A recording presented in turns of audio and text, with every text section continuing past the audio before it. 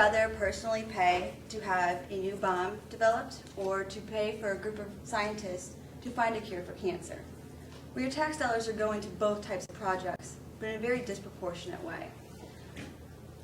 Despite all of the issues that have been discussed, throughout this presidential election, both candidates have failed to address the lack of funding for sciences throughout the past 6 years. And actually, 2009 will be the 5th year in a row for funding for the National Institutes of Health to decrease. Right now, about 50% of all funding is going to the Department of Defense, and nearly 80% is going to development of weapon systems. And even the Department of Energy Office of Science has experienced a decrease in funding. Why is this a problem, some of you may ask? Well, there are 3 ways that increased science funding could help our country. 1, it could help us achieve energy independence. 2, it'll help us improve healthcare. And 3, it'll create an economic growth. So therefore, the next president is obligated to reallocate funding with a greater emphasis on research and development in the sciences. So let's talk about these 3 ways that it can help our country. Like I said, 1, it can help us achieve energy independence. Right now, we only have a couple options, and they are renewable sources like wind, solar, hydrogen, things like that. But we have yet to find a way to use them on the level that we need.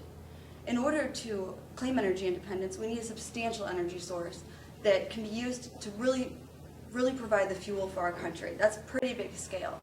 And the only way that these alternative energy sources, and possibly many more, can be discovered, understood, and harnessed for our use purposes is through research followed by development. Second, increased funding for sciences can help improve healthcare. One of the biggest problems with healthcare is affording it.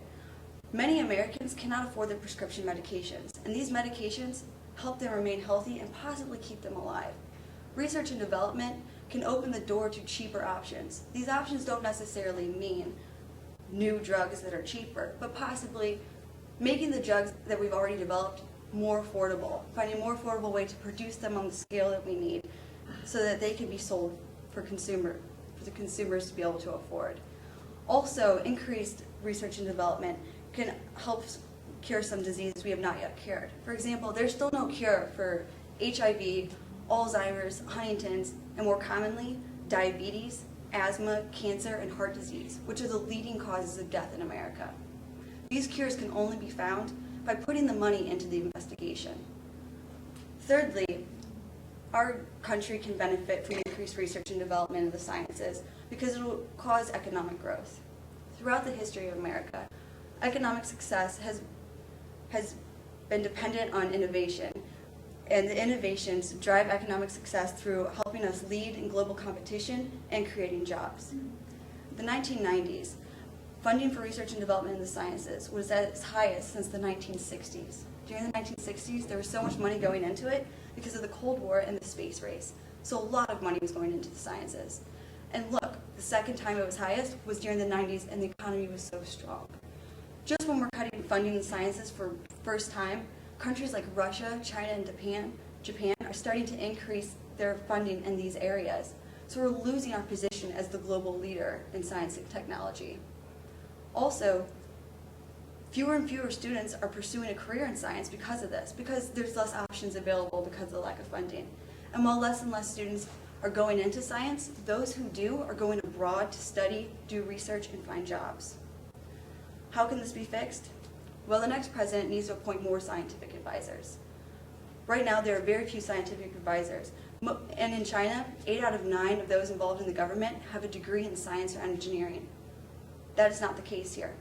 Through appointing scientific advisors, especially from a diverse variety of scientific disciplines, the sciences can actually be represented in our government and have a voice in the White House, something that they have not had in a long time. Also, funding should be based on the best science available, as determined by the peer review process. The peer review process will ensure that the investment we make in science is more likely to have a positive outcome. That way we don't have to increase overall funding. Rather, we can make better decisions about where the money is going. So instead of giving the money to the most famous scientists or the most well-known labs, the best scientific proposals should get the money.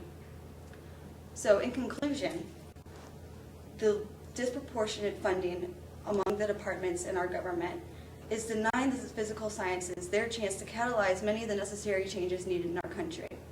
Improving and increasing funding for research and development in the sciences will help us achieve energy independence, improve our health care, and help our economy grow. So please keep this issue in mind when you vote next week. Any questions?